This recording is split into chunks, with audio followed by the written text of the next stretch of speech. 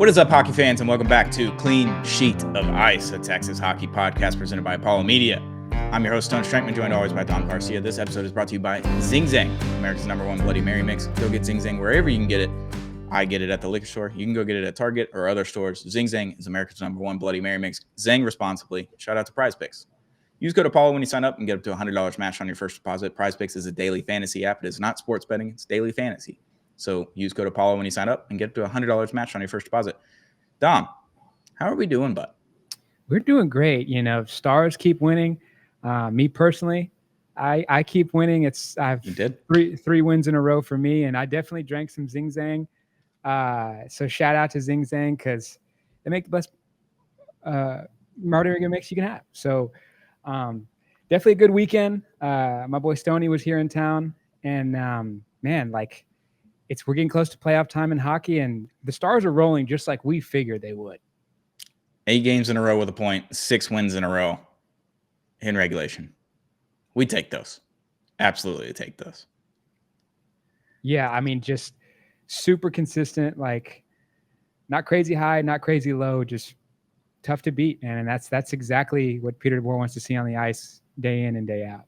Yeah, so this episode is going to come out on Wednesday, April 2nd. We're recording on April 1st on a Tuesday in the morning time. So if anything happens between then and now, so can't help you out. I can't talk about it if something happens. But we got a lot of news over the last weekend. We've obviously won 6 straight. Huge. You had the shutout that started the win streak against Minnesota, or maybe it was the Flames game or Flyers game, and then shutout against Minnesota. Go on the road, 4 in a row. The Edmonton game, we've already talked about it. It was a little leaky, but you won that game. Scored enough goals before the third period to hold on there. And Calgary game was kind of gross, but same result, 5-2. You take those all day long. And got a little chippy. Mikko Rantanen starting to heat up. And then, obviously, the 2 games in Seattle. Horrible start times. I can't do the 9:30 or the 9 o'clock start time. I just can't do it. I won't do it. I came home on Saturday from the Houston Open, like he said, PGA Tour event. Got to watch Minwoo Lee and Scotty Scheffler and all the best players in the world, so that was pretty cool. But got home and I was like, there's no way I'm making it to 9:30. So I watched it on Saturday. Watched the replay and got the gist of what happened, and watched last night, and it was the exact same game except for the 3 goals in the third period. That was the literal only difference in that game. It looked identical. It was insane. Yeah, like in my head, I was watching last night's game. I didn't finish the first Seattle game. I finished last night's game on Monday, and they started to kind of mix in my brain. Like this looks the exact same. Where the boys are playing basically, it's really one game into 2. Yeah, it's the Seattle game, so it's 2-1 at the end of the second period, both times. And then obviously last night on Monday night, they get 1 empty netter from Mikael Granlund, and on Saturday night, they scored 3 goals. Mikko got an empty netter and a little spin cycle. And Matt Duchene, best contract in hockey. Won't miss a tweet. Won't ever miss a tweet. Best contract in hockey. But I want to bring something to your attention. So Wyatt Johnston is on a 5-game goal streak. So he scored a goal in 5 straight games for the second time this year. Not many people do that in the NHL. He's the only player in the NHL to have multiple 5-game goal streaks. Jesus Christ. So there's that stat. But Josh Bogorad, one of the play-by-play guys for Victory Plus, if you watch the Stars broadcast, you know who Josh is, but he tweeted out last night, Wyatt Johnston's goal tonight gave him a back-to-back 30-goal seasons. Here's the entire list of active NHL players who have done that by the age of 21 or younger. Wyatt Johnston is an anomaly. Let's get that out of the way. He's 21 years old, and he has this already. The only players to ever do that active right now before their 21-year-old season, Ovechkin, pretty good. Crosby, pretty good. Malkin, pretty good. Stamkos, pretty good. McDavid, pretty good. Pastrnak, pretty good. Matthews, pretty good. And then kind of the outlier here is Patrick Laine before he kind of fell off and had to deal with some mental health and all that kind of stuff and trades and whatnot. He was going to be the next superstar. Like everyone was kind of on that page. Like he was nuts before this 21-year-old season. And now Wyatt Johnston joins that list. So a bunch of Cup champions, MVPs, best scorers in the league, all of those are on that list. And now Wyatt Johnston's on that list. Insane. Absolute stud. He's going to be on the cover of NHL one day. And man, like I got to see him scoring Hattie in person, and he's just been on fire. I mean, just He never has a bad game. Last night he scored. It looked like Kyrie Irving dribbling a basketball. The way he handled that saucer pass. I mean, just with ease, and then fires a nasty shot. This dude, I said this before we started recording, like he's getting close to that conversation where he could win you a playoff series by himself. He's that talented. And for him to be this young, just, man, if you're thinking about a Stars jersey, you have a lot of good options, but a very safe option is Mr. Wyatt Johnston. You might want to wait till that captaincy is on there, but it's a very safe option. You can get the white one with the A on it already. Yeah. Haven't seen it, but I'm sure you can go buy a patch and they'll put it on for you. I'm sure that's not an issue for the hanger. Yeah, Wyatt Johnston has been on an absolute tear. He's got 30 goals this year, 67 points, I believe. So he's nearing that 70 mark. And next year, I wouldn't be shocked if he's more than a point per game player or a 100-point player next year. Like, he's rounding into a form that very few Stars players have done over their careers. Obviously, we saw Jamie Benn win was it the Roger Richard? Like, he scored the most goals or the most points, whatever that one was. Art Ross, that's what he was. But he only scored like 80 points that year, 82 points. Like, he's a point per game player. That's huge. It's big. But in a down year of scoring, Jamie Benn won the Art Ross, which is still funny to me. Wyatt Johnston's going to be in that conversation over the next handful of years. He's 21 years old. He turns 22 during the playoffs, either later this month or in May. I can't remember. But that contract, $8.5 million for the next 5 years,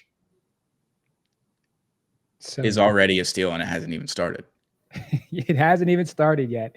And it's Matt. Look, Matt Duchene has the best contract in hockey, but a close top five, it hadn't even started yet, but a close top five is going to be Wyatt Johnston for a very long time.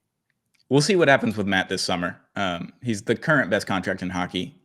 It ends this summer. Well, if he comes back on the same contract next year and he does the same thing and he's a point per game player and he's going to score 80 plus points, yeah, he still gets the nod there. If it's $3 million and he's scoring a point per game, that's still the nod. But a close second behind that will be Wyatt Johnston on a 5-year, $8.5 million deal. It's ridiculous what he's been doing. The two goals against Seattle, where the breakaway, fake the backhand into the forehand up top shelf, and then last night that goal where that saucers, it's bouncing and you're like, if he can get control and get a shot off, like maybe there's a rebound chance, someone's trailing him, like maybe something like that happens. Nope, no need. He's getting stick lift to all hell. Like, you can see the stick just bouncing up and down. The defender's right on him, back checking, stick lifting, all of things. And all of a sudden, Wyatt can get the stick on the puck, and the puck was already gone. It was the fastest shot I've seen this year from a Stars player. Like, it just happened so fast. Like, I didn't even realize that he was shooting, and all of a sudden it's in the net. It's top shelf, left side. It was nuts. Yeah, like watching in the Commanders this year, like Jaden McDaniels was so calm all year and so young. Like, he's playing NFL football against the best players in the world, and it looks like a high school game to him. And that's what Wyatt Johnston looks like when he plays hockey. Like, just he's so young, he doesn't know what he doesn't know, and he just keeps his head down. He massive Dallas Mavericks fan, like always at the games. Just finally gonna get him a house, and yeah, Dallas is gonna love you for a very long time. He said he's not upgrading his car. He's gonna roll with his car for now. That sounds such a Wyatt Johnston statement. Pretty sure he drives a Bronco, like, which is one of the newer versions of the Broncos. So, I mean, he's not driving a bad car by any means, but he's going to be making 8.5. Like, come this summer, he's going to get $4 or $5 million deposited into his account before the season starts. Like, he could go buy whatever he wanted to, and he's not going to do that. And he's just like, I'm good with the Bronco for now. We'll see what happens next year. I don't know. I'm good on the upgrade. You got to love Wyatt Johnston, dude. So good. So good. He's insane. But yeah, eventually he's probably going to wear the C for the Stars. He's already wearing the A at 21 years old on a team littered of veterans. Like, I think when Sagan comes back, then he'll take the A on the road. But I could be wrong. They might just let Wyatt wear it. And you've got Esa Lundell. You got Miro Heiskanen. Obviously, Jamie Benn, Tyler Sagan, Matt Duchene. You've got leadership all over the room. And he's the youngest kid in the room by a year. I think Bork's a year older than him. Like, he's the youngest guy in the locker room, and he's wearing the A on the road. Stud, just a stud, man. Love that guy. And his bobblehead's coming up, so I better see a full house, because we know what happens. Tuesday. we know what happens when a bobblehead night is at the American Airlines Center. Yeah, we got a pretty good version of Jake Ottinger that night, elite version, shutout, not a big deal. 40 shots basically on goal. Wyatt Johnston, I think his bobblehead's a week from today, so I'll be in attendance. I'll be there. I'll see if I can. We'll see what the line's like, because if the line's like the Otter one, I'm not doing it. And if Courtney can hook me up with another bobblehead, we'll absolutely take those. But we'll see what happens. Another note from the road trip. So they went 4-0, obviously, on the road trip, but the goaltending was kind of the story, if you ask me. Stood on their heads on multiple games. Obviously, that Calgary game was a little weird. DeSmith started and had 2 goals called back for goalie interference or kicked puck. And this road trip was insane. So 4-0 on the road trip. Jake Ottinger, 76 saves on 80 shots. That'll play. Your backup goaltender, Casey DeSmith, 81 saves on 84 shots. 157 for 164 with a 957 save percentage. Talk about rounding into form at the right time. Yeah.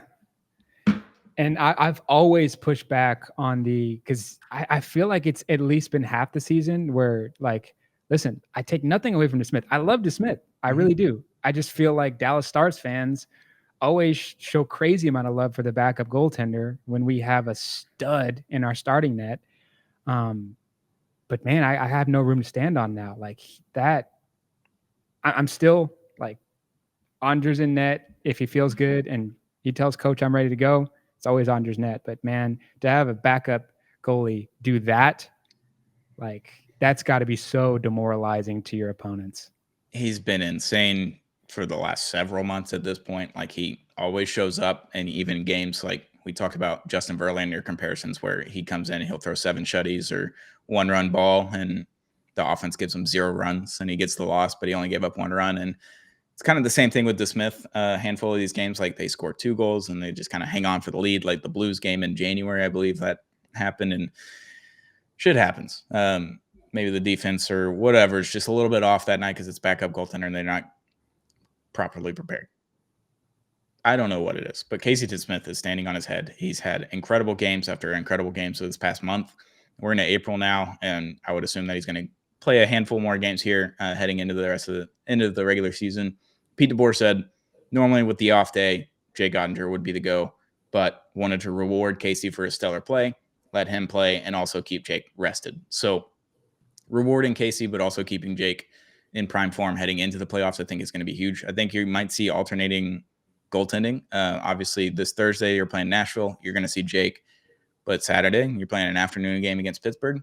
You might see Casey, even with the day off. And it's a day and a half off, essentially, instead of the almost 48 hours leading into that game. So alternating goaltending while Casey's standing on his head, Jake's standing on his head, and keeping everybody fresh before the playoffs. Because God forbid an injury happens in the playoffs. You want Casey to be sharp heading into it or into that game or whatever it is. So they're kind of keeping their options open, but keeping everybody rested and healthy heading into the playoffs is massive.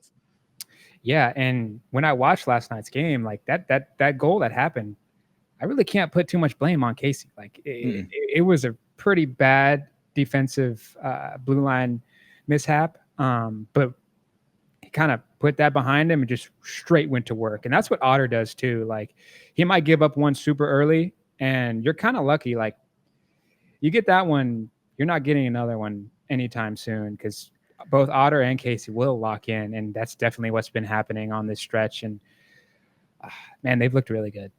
I had flashbacks to 2023 playoffs, round 2 against Seattle. Both of those goals. So both games started almost identically. Kind of had control, lost control. Seattle gets a rush somehow, and all of a sudden they're fast, and they get a goal. Minute and a half into the game. Both games happened. It happened to Otter, happened to DeSmith. Just a bad defensive lapse, and all of a sudden there was a goal. You're down early. They responded quickly in both games.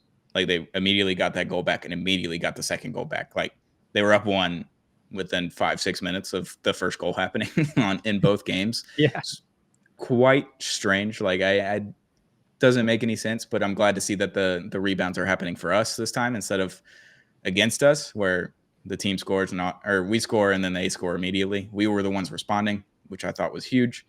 And both of them were just kind of weird, like 2023 all over again. They were super fast against the slower Dallas Stars team in 2023. They were a little bit older. Ryan Suter, Pavelski, all these guys were still there. Hockenpah was on that team. Like, just a slower team overall. And Seattle was all these young guys and the misfits, obviously, and whatever it was. I don't know why that series went 7 games. It doesn't make any sense now. It doesn't make any sense then, but it did. And that same thing happened the first 2 minutes of the game both times this past weekend. I was just like, what? This isn't 23 anymore. It's 2025. Like, what are we doing? But obviously, that was the last scoring chance that they really had in both games. Like, there was some high danger chances later on in the games, but I really only counted like 4 or 5 high danger chances in the first game. I don't know how, I didn't count last night, but about 5 chances that first game against Jake Ottinger, and stopped all but the first one. So last night, I think I counted 2. Yeah, I mean, if your defense is going to be that good and your goalie is going to stop the easy shots on net, you're going to win those games 10 times out of 10. Obviously, last night you only scored 3 goals, but you only needed 2 to win. You got the empty net from Granlund, and then the game before was a weird one, but Mikko had put the spin cycle on someone and got the empty net backhander. Matt Duchene scored both games. Yeah, best contract in hockey. Mikko Rantanen is a Dallas Star, can confirm. And that top line, let's talk about the top line. We've seen some shuffling over the last few weeks. Mm-hmm. You've had Robo, you've had Mush on there on the left wing with Rupe and Rantanen, and then you've put Duchene in the center position with Rantanen. You've done all kinds of things over the last few weeks. This past 4 games, really, we've only seen Rupe, Robo, and Rantanen together. And it's been fairly magical, even if the scoring hasn't truly happened. Like that Calgary game, everybody scored on that top line. It was impeccable. Passing, hunting for pucks. I think Mikko Rantanen has been the best Stars player over the last week, and it hasn't entirely shown up on the score sheet. He's got 11 points in 12 games now with the Stars. So he's already surpassed his Carolina total in 13 games that he had with them. I think he had 6 or 8 points.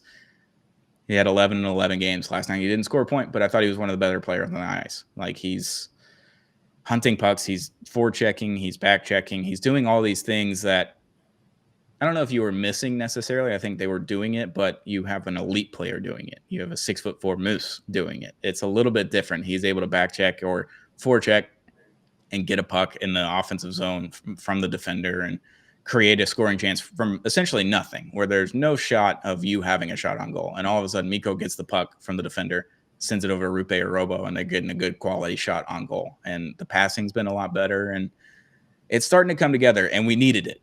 We didn't know what that top line was going to be, and we talked about it a few episodes ago, and we wanted this to be the top line, but we didn't know if it was going to work. And it seemingly looks like it's going to work really damn well, because Rupe Hintz has the most points over the last, I don't know, month and a half, 2 months in the NHL, and it's like all assists, and it's incredible.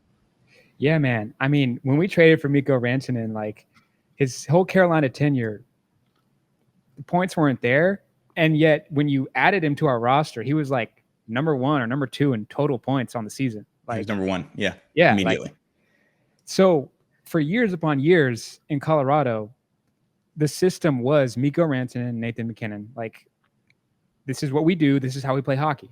Then he gets to Carolina, and it was different style. And now I think he's kind of learned, I don't have to be Colorado Mikko. Definitely not going to be Carolina Mikko.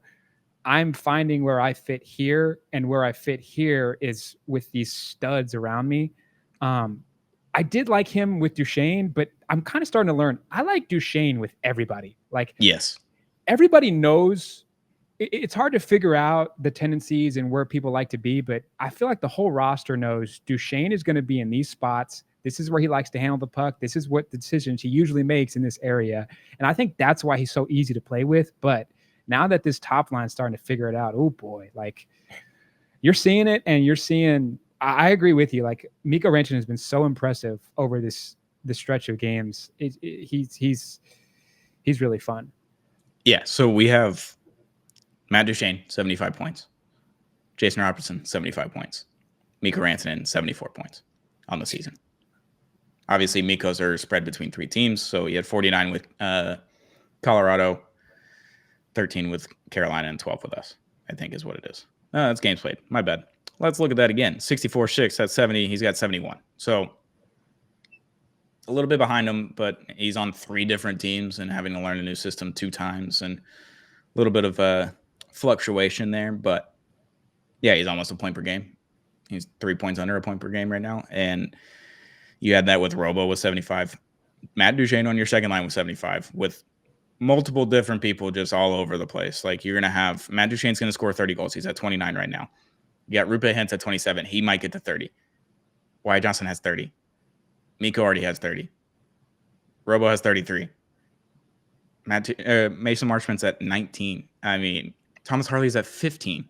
Dadonov has 16. Like Jamie Benn has 16. Like you got so many guys that are in contention for 20 and 30 goals throughout the lineup, not just on one line, not just on two lines. Like they go deep into the lineup where you're going to score 20 goals on every line basically and have guys that are going to be point per game players. Like we haven't had a 100 point per game player since Robo 2 years ago, but that was kind of an anomaly. Like we hadn't seen that since Medina was on the Stars. Like, but now we have potential for, I don't know, call it 3 or 4 guys that can score 100 points in a season. If you think about it, like coming next year, like Mikko's going to be in the system. He's going to understand it. He's going to score 100 points. Wyatt Johnston is going to score 100 points in his career, and it's probably going to happen next year. Like he's figuring things out. Robo has already done it. He can do it. If Rupe can stay healthy for, call it 75 games a year, he could score 100 points, especially with this top line now. Like you have 4 or 5 guys. And Matt Duchene, obviously, it's like been on a tear. If you give him a full season of Sagan and Mush, he could score 100 points. It's very possible that you have 4 or 5 players next year that score 100 points. Like if everything goes right, obviously. With all the uncertainty that has happened with Mikko Rantanen in a 2-month span of 1 minute you're living in Carolina, the next minute you're going to be in Dallas for the next 8 years. Like I think this is as bad as you're going to see Mikko Rantanen, and he's still great. Like that's crazy to me. And if you're getting 30 goals out of Matt Duchene on that contract, like I don't know how you do it, but you got to bring him back next year. I know it's tough, but you got to find a way to bring him back. Yeah, I wonder if Jim Neal's already talked to him and Jamie Benn and been like, hey, next year we're both going to make like 1.5 and that's it. Like I got to fill a defense spot and I got to pay Bork for a year or two. Like I got to get those done. I only have $5 million cap space to work with. Can we do 1.5 for 1 year and then I'll get you on the back end? Like I know we're going to take care of Robo and Harley and everything, but I can double that the next year or triple it. Like I wonder if that back door handshake has already happened. I would assume with Jamie Benn, he's just like take care of he's already said, just take care of everybody else. I'll get whatever's left over. Jamie Benn's going to come back. Matt Duchene's the other one. It's like been taking that pay cut because you know you're already getting 6 or 7 or whatever from Nashville from that buyout. That buyout's going to end pretty soon here, I think, in the next year or two. Can we do another pay cut? And then the following year, I'll make sure that you're taking care of a little bit more than you have been since you came to Dallas. I don't know if that's happened. I don't know what Matt Duchene's thinking. Like, if he wins a cup and he wants to go get a bag, by all means, go get your bag. You deserve it. You've already gotten a bag, but you win your cup. You can go do whatever you want. If you win a cup, if Matt Duchene leaves after winning a cup, I'm okay with it. I would be very sad, but I will very much understand it. Like, if he's going to go make 6 or 7 or 8 on the open market, why would you complain about that? Like, I can't complain about that because the Stars can't pay him that. But if you don't win the cup, I think he comes back on that $1.5, $2 million deal, and we'll just kind of go from there. Yeah, I mean, hopefully we figure it out because I did not realize he was at 29 goals already. Like leading the team in points, tied for the lead, 75 points. He's going to hit 82. He's going to be a point per game player on $3 million contract. I can't even. It's like best contract in hockey. Then there's some room, and then down here's a very good contract. Like that's how Wyatt Johnston is the very down there. That's the spread of the value that Jim Neal got out of Matt Duchene, man. It's crazy. But that top line's starting to move and look fluid and kind of how it looked at the beginning of the season when you had that top line really together and kind of knew what you were getting. Now it's starting to look kind of like that, but now the third player on that line is Mikko Rantanen. And that's the difference, is that you got a $12 million man, 100 point per game player, or 100 point season guy repeatedly, 30 points or 30 goals in a season, 5 years in a row, I believe now. Yeah, you got a superstar on your right wing now instead of just like Dadonov or Bork or whoever they were putting on the top line to start the season. Like, yeah, I think it's working. You shipped out Stankoven, who was performing bad, but you needed more production. It wasn't on the stat sheet. Yeah. Yeah. And you brought in Mikko Rantanen, who has really started to find his footing recently. And I don't foresee any reason why that's not going to continue for the next 5, 6, 7, 8 years that Nico Ranton is in Dallas. Yeah, and I think the conversation with Miko is like, oh, he scores goals off of Nathan McKinnon. That's what he does. Like Nathan McKinnon creates chances. Miko capitalizes on a super duper star, one of the probably the best player in hockey right now. I mean, Nathan McKinnon's just fucking insane. It's ridiculous.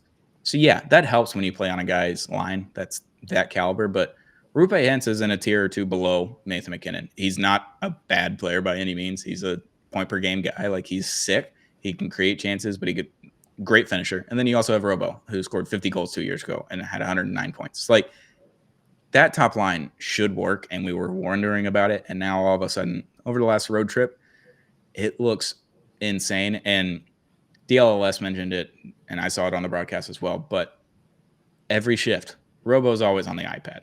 Always. He's an iPad kid through and through. He loves to watch a shift immediately and see what he's missed, see what he did right, capitalize on that, and on the next shift. He's doing it with Miko and Rupe now. Robo's in the middle, looking at the iPad. He's like, Miko, this. Miko's like, hey, this. And they're all starting to figure out where everybody's spots are and kind of capitalize on that. And now Miko's become the setup guy for that line. So Rupe doesn't have to be the setup guy for it.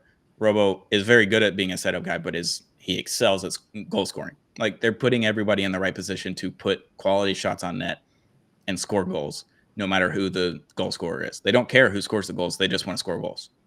It doesn't matter on the top line. If Robo gets one, cool. Rupe gets the next one, cool. Miko gets the empty netter, cool. They're all fine with that. They're all fine with whoever scores the goal, and I think that's huge, and they're all starting to figure out where their chemistries lie and what they need to work on to be better as a line pairing, and they're just excelling at that over the last week. And I hope that just continues for the next 15 days or whatever it is in the regular season, and then we roll that into the playoffs. Yeah, it's got to be so comforting now to know that any given night, nobody has to put the team on their backpack and roll with them. Like anybody can get up, and we've seen some hat tricks this year. Like anybody on Dallas's forward group can surprise you. And now they're playing so good, it's not a surprise when I hear that Dallas had a natty or a hattie. You know what I mean? A natty hattie. And the last thing before we go, Miro Heiskanen. Big news. He's skating. He skated before April. And I marked it. I was like, April 1st, if he's not skating by then, I'm very nervous about him playing in round one. He started skating before the weekend. I think it was Thursday he started skating. Thursday or Friday. Miro Heiskanen, round one? Potentially. One of the best defensemen in all of hockey coming back. And with Thomas Harley really coming on, like that dude, I was accepting he was at least going to miss the first round. Yep. But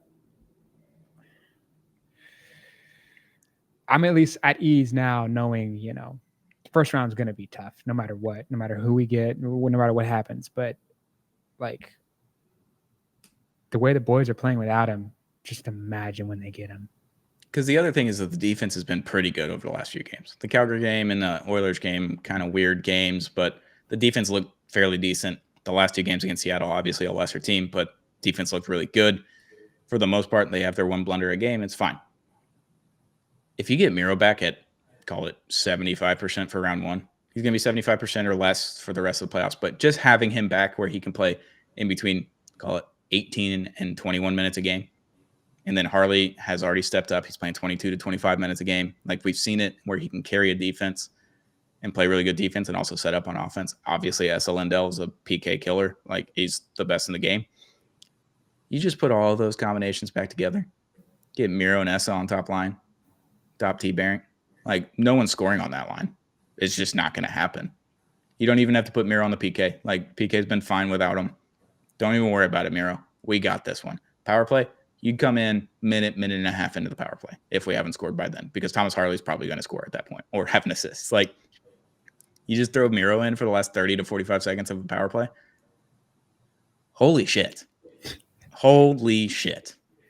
This is probably what it feels like to be like a Vegas Golden Knights fan when they just send everyone on LTIR. Then they're like, just wait till they come back. And like, this is for me as a Stars fan, it's like the first time I'm really feeling this.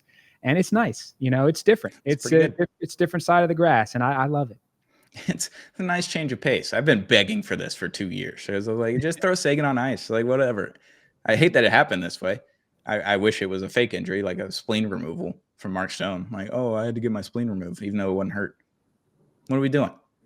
Why weren't we doing this? And all of a sudden, it happens in bad ways. Obviously, we didn't want this to happen. Sagan has to get surgery. He misses from December, like the first week of December on. He's not coming back until the last week of the season, I would assume. Miro Heiskanen goes down in February against Vegas. Horrible injury. Mark Stone, of course, is the guy that does it. Like, of course, it's Mark Stone that has allowed us this ability to go get Mikko Rantanen. Like, of course, that's how it happens. But if Miro's skating already for the last few days and is going to progress over the next 2 to 3 weeks, it's April 19th or 20th is the first game of the playoffs for the Stars. Okay. So, that's a full 3 weeks and a couple of days of skating. It's very possible that he either misses games 1 and 2 and then comes back for 3 and 4. But the fact that he's already skating is huge and massive, and it cannot be understated that he's already skating before April. Yeah, the hockey gods have definitely blessed us all season long, even with all our injuries. Like, there was a point in time I was like, man, we're kind of inching towards that Dallas Mavericks territory of just getting nuked. And this could go really bad. And we got really lucky with all those pucks to the face not being crazy major. And, Miro hopefully being good. Sagan, I could not believe, I still can't believe the surgery. Whenever it gets brought up, I'm like, how is he able to skate? He missed an entire season with the same injury on the other hip. Like, we started the year with Robo having something on his foot. Like, and Wyatt Johnston was hurt. And Maverick Bork was hurt in training camp. Like, they all missed. Wyatt Johnston. Wyatt's the only one that I don't think missed any time. Like, just, we really have escaped some bad situations. And, man, it feels good to be playing good hockey on the ice. And it feels good to have our guys that are coming back soon. Yeah, adding Sagan to this lineup, we've already talked about it at length. Like, you just add him, and all of a sudden you've got 3 monster lines, and then your 4th line is probably one of the best in hockey. Adding Miro Heiskanen into this deep pairing. Oh, just thinking about it makes me feel really good. The vibes are good, definitely, in Dallas, and it's giving like vibes of, even without him, you got a chance, but with him, it's like our cup to lose. Yeah, like that's how stacked and deep we are when we get healthy. Stars fans are frustrated about the flip out of the zone, and it doesn't get out of the zone from the defensive guys right now. You just add Miro Heiskanen at 80%. He's skating out of there on his own. He's going to get the puck. He's going to do a little spin cycle, or he's going to deke someone out, and then all of a sudden you're going to be out of the zone, and it's not going to be an issue. Then you're going to have a clean entry, and all of a sudden the triple R line, the top line, is going to have a breakaway, and then all of a sudden you're going to have a goal. Just out of nowhere, just because you were able to get the puck out of the zone. Dude, imagine being a fan of like another team playing against Dallas, and you're just like, oh man, they're so talented. Everyone's, can score a goal. Oh wait, we got to score on Jake Ottinger tonight.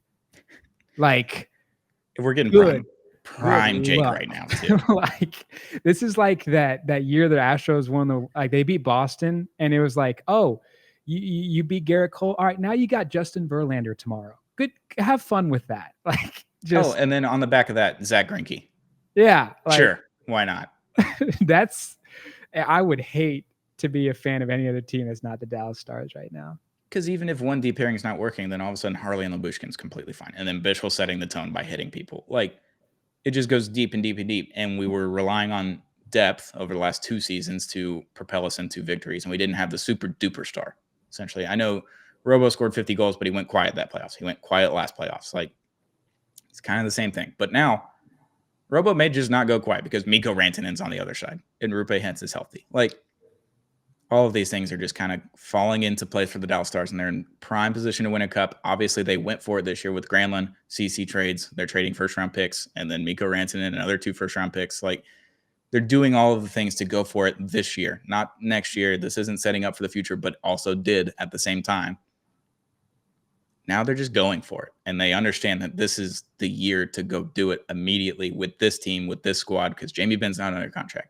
Matt Duchene's not under contract. Like, some of these key pieces are not under contract next year. This is the year to go do it. This is the year to go lift Lord Stanley, get Jamie Benn his cup, and have Matt Duchene win his cup, get Sagan his second one. Like, it sucks that it's the year after Pavelski because I wanted him to win one so bad. He deserved it. He was one of the best players in hockey. He went to multiple Stanley Cup finals and was not able to lift Lord Stanley. This would be for Joe. This would be for Jamie. This would be for Matt. All the veterans in the room that have been there and been doing this forever, standing on the heads of young guys like Mikko, Wyatt Johnston, Rupe, Robo, Jake, like all of these guys, Miro, Thomas Harley. Like, if you just get one of those cups in your bag, all of a sudden you're looking at what Colorado and Tampa did over the last few years. Like, younger guys with some veteran leadership, and all of a sudden they got a cup. They could just go win another one immediately. They could just immediately do it because the team isn't changing all too much next year, depending on what happens with Jamie Benn and Matt Duchene. This is the year. Go do it.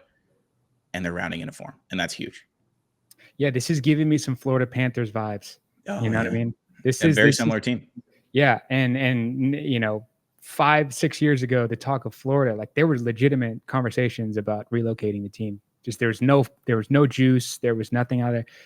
This is like the Western version of the Florida Panthers. The Dallas Stars are going to be a wagon for a very long time. They're going to be super consistent, and they built the team the right way. They got a great coach, and those dudes really look out for one another on the ice. That's something I really, really enjoy watching the Stars, is from an old head like Matt Dumba to a rookie like Liam Bishop. Like, everybody's in unison, and I want a cup, man. I really want one. It feels a lot like 2017 Astros. Yeah. All these young guys. You already added some leadership in the offseason. Jose Altuve's been there forever. He's your Jamie Benn, essentially. And all of a sudden you go get Mikko Rantanen, your Justin Verlander, your workhorse. Just go win a championship off of it. That's what it feels like. I know Verlander was a midseason trade, so that it kind of does the same thing. Obviously, with the Panthers, like you mentioned, they traded for Tkachuk in the offseason. They won a cup 2 years later, right? So it could happen that way too, but I want it now. I want it this year. Dallas needs it after the Luka trade. Like, if they just win a cup, all of a sudden they're the favorite team in town immediately. Like, don't worry about the Cowboys or the Rangers or the lowly Mavericks now. Like, don't have to worry about that. We got a cup champion. It'd be huge. You're going to be, I mean, they already sell out every single night, but if the rumors are true about the Mavericks getting a new arena, you're going to, American Airlines is going to be a great spot to be the place for Dallas Stars hockey fans. The only team in town. Yep. It would be the only team in town. You got the Rangers and the Cowboys in Arlington. The new Mavericks arena will be in Irving by 2031. Stars will be the only team in town. Literally the only team in town. Wow.